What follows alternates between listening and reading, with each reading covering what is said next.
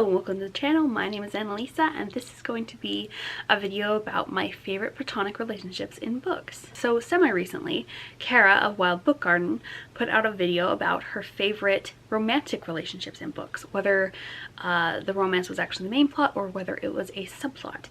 And I really love the video, I'll link it below, but it got me thinking I would like to do that but with platonic relationships, because there are a lot of platonic relationships that I really enjoy in books. So from least favorite to most favorite, first, in Always Only You, which is a romance book, there are two autistic characters. One is the sister of the male lead and one is the female lead, and he introduces them and they talk about coping mechanisms and how to take care of yourself, and that sort of mentoring relationship I really loved. It's just a very small piece of the book, but it was so precious. Reminded me of how glad I am to have met other autistic people through the internet, because I don't have any people like that in person. There are 13 of these, by the way, because that's how many I happened to find looking at my little Goodreads pictures. Number 12 is In the Footsteps of Crazy Horse. This is about his grandson is being made fun of for not looking native enough because he's blonde and fairly light skinned. So the grandpa takes him on sort of a road trip around to see different sites where Crazy Horse did famous historical things, and talks about how Crazy Horse also had light hair and light skin and how that didn't make him any less native, so it doesn't make the kid any less native. And so it's about that, but it's also about the relationship between the grandfather and his grandson, and I thought that was really sweet. Number 11, Big Friendship, is actually nonfiction.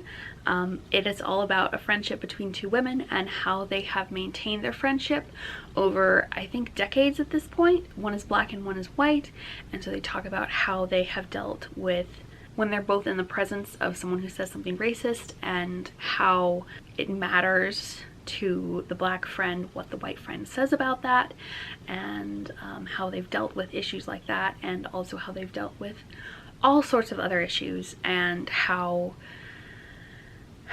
much their friendship means to them, and how uncommon it is to find a friendship like that with someone, when most people consider the most important relationship in their life to be with a romantic partner. Then number 10 is Aces Wild. This is about 5 asexual people who've met on the internet who come together to try to help out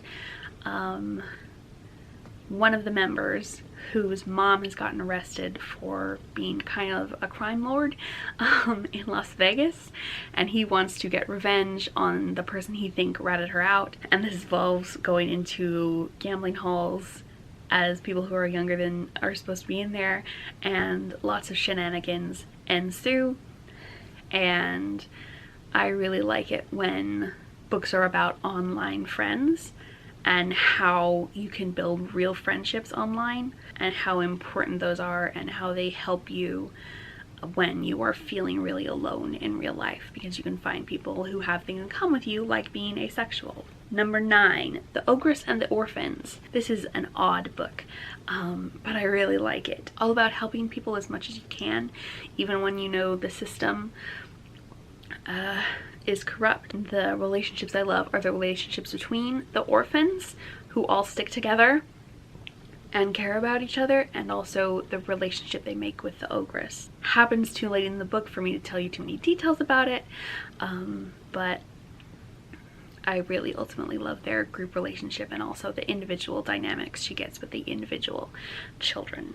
8, in Rust in the Root, over there, the main character goes to work for a government organization, and she is basically made the assistant to someone, and the mentor-mentee relationship between them is really strong and important. I really love a mentor-mentee relationship, and the mentor is quite a grumpy person, and our main character is no sunshine either, and I kind of like how both of them really care about the other person without being while still keeping their hard exterior intact.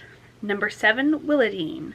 This has a character who is a little environmentalist, wanting to restore the population of these kind of ugly pig-like creatures who have been mostly wiped out by the townspeople because they're creatures and they deserve to live too. And a boy who becomes her ally because she cares about him as a person too, and he doesn't have a lot of that, and like people have been very dismissive of the art that he makes. He weaves little creatures out of grasses, and they bond together to try to help these creatures, and I really like their relationship. Number 6, One for All.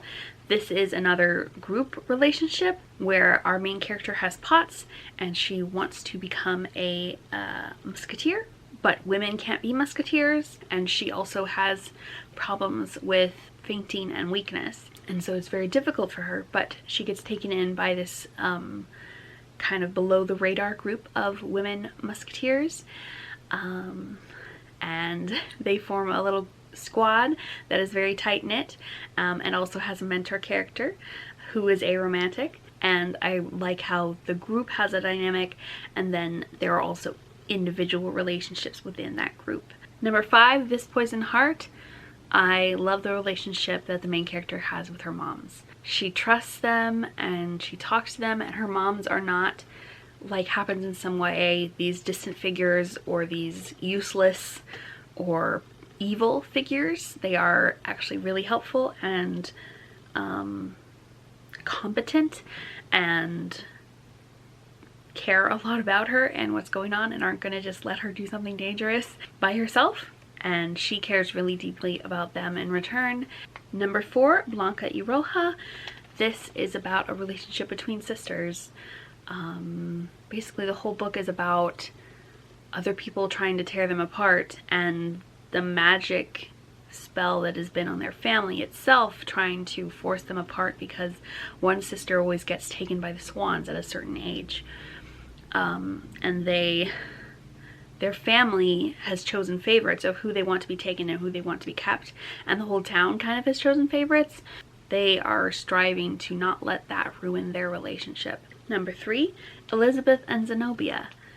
This is a gothic, horror-y, fantasy type of a book, middle grade, and it is about Elizabeth, whose mother has died. She has an imaginary friend called Zenobia. They have a very powerful relationship, and they are very different from each other.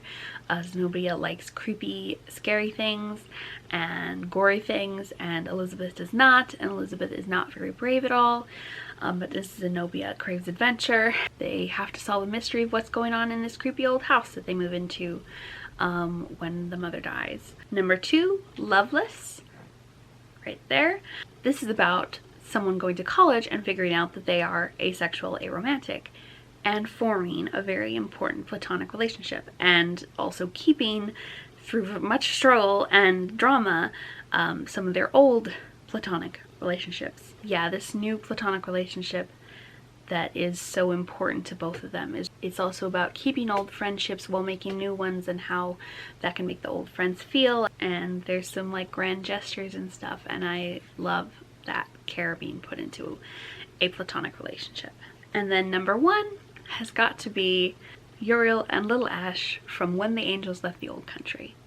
This is an angel and a demon, both Jewish, who travel from the old country in Europe to find a young woman who has left their, their little area and disappeared. And so they track her all the way to the US quest to find her, and also to help other people along the way. They grew to be good friends, studying scripture together. As they make this journey, their friendship is put to the test and changes and grows, and it's shown how deeply they care for each other, even though they are very different from each other. And I love that so much. So those are my favorite platonic relationships in books. I would love to know about yours in the comments below. If you'd like to leave an emoji, how about one of the little families where they hold hands or something? Thank you so much for watching, and I'll see you in the next video. Bye!